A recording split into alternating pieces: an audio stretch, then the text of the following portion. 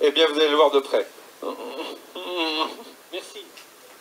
Monsieur le Président de la République, Mesdames et Messieurs les ministres, Mesdames et Messieurs les parlementaires, Madame la Présidente de la Région, Mesdames et Messieurs les élus, chers collègues, Monsieur le Président de la République, je voudrais tout d'abord vous souhaiter la bienvenue en Occitanie. J'avais été même tenté de vous le dire en occitan. C'est le plan d'ingut acquis en Occitanie.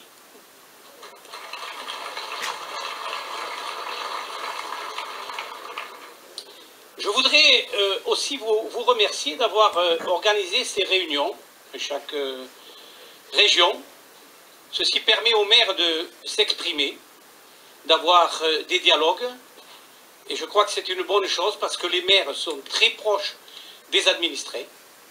Ils connaissent leurs problèmes. C'est les premiers qui reçoivent les doléances. Avant tout ce qui a été dit avec ces cahiers de doléances.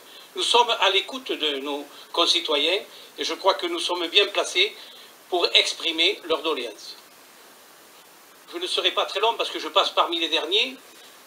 Certains thèmes ont été évoqués, mais je tiens à les redire. Deux sujets, l'un concernant nos concitoyens et un concernant les élus que nous sommes. Tout d'abord, je voudrais vous rappeler les retraites de nos agriculteurs, de nos commerçants, de nos artisans, qui sont des retraites qui sont en dessous du seuil de précarité, entre 600 et 800 euros. Et je crois que après avoir passé des années et des années de labeur très durs dans nos campagnes, parfois pour certains depuis leur adolescence, à l'époque ça existait, je crois que Monsieur le Président de la République mérite mieux et qu'un effort devrait être envisagé pour eux. Je voudrais aussi, ça a été dit, vous le rappeler, mais vous le savez, c'est la suppression de l'augmentation de la CSG pour l'ensemble des retraités. Car ils éprouvent tous un sentiment d'injustice. Ensuite, ça a été évoqué par une de mes collègues tout à l'heure. Je crois qu'il faudrait essayer de revoir les critères de fermeture de classes ou d'écoles dans la ruralité, parce que souvent ça touche des communes qui ont déjà perdu ou qui risquent de perdre leurs services publics de proximité. Et je crois que tenir compte que de l'effectif, peut-être, il y a peut-être d'autres solutions. Je tourne vers Monsieur le ministre de l'Éducation nationale qui peut-être réfléchira et nous fera des propositions avec vous, Monsieur le Président de la République. Donc je crois que ces services publics sont nécessaires dans nos campagnes. Je pense à la Poste, par exemple, qui est un service de proximité qui permet à nos personnes âgées qui ne peuvent pas se déplacer d'avoir là une banque postale et avoir ce service-là auquel ils sont tous très attachés. Et ensuite, puisque je suis aussi président du Centre de gestion de la fonction publique territoriale du Tarn-et-Garonne, mais je vois dans la salle d'autres présidents de centres de gestion dans la salle, donc je voudrais évoquer un sujet qui a été mis à l'ordre du jour. Le ministre de l'Action et des Comptes publics, M. Darmanin, a confié à des parlementaires, je crois 2 sénateurs, en octobre dernier, une mission afin d'étudier le fonctionnement et l'organisation des centres de gestion, afin de proposer des pistes de réflexion pour l'évolution éventuelle de leur mission. Donc on devait avoir le résultat de ces études, de ces concertations, vers la fin de novembre, mais on n'a pas actuellement donc, le résultat.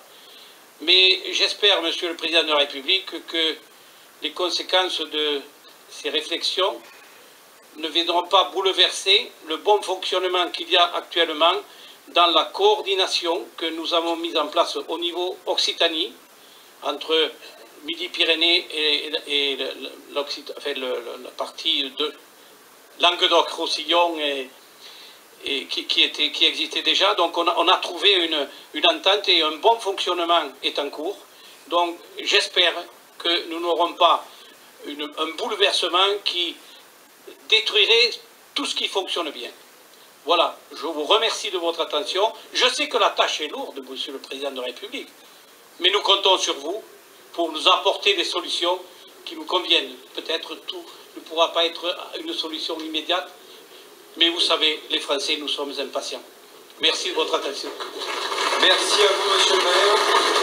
Vous avez récupéré le micro. C'est vous qui inaugurez cet échange avec le Président de la République, et je crois que vous êtes venu avec quelques cahiers de propositions, contributions et doléances.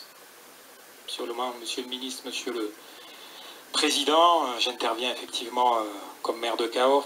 Alors attendez, je vais commencer par mettre les lunettes parce que sinon je n'aurai pas le bras assez long. Vous avez un avantage, Monsieur le Président, c'est que vous n'avez pas besoin de lunettes et vous avez le bras beaucoup plus long que moi.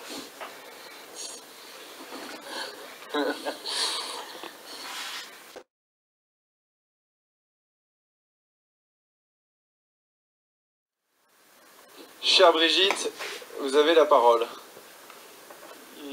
Madame le maire d'Albi râle parce que je parle avant elle. Pardon. Bonjour à tous, Monsieur le Président, bonjour, ma chère collègue. Maire, oui, qui arrive.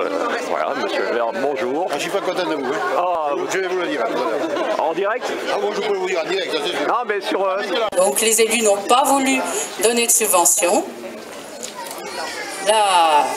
La démocratie, c'est quand il y a une majorité, bien, tout le monde s'incline sur la majorité. Voilà. Peut-être que l'année prochaine, si vous vous comportez d'une façon différente, dans vos paroles surtout. Voilà. Et la démocratie, c'est pas simplement le vote, c'est la démocratie participative, la démocratie citoyenne, humaine, éditoriale même.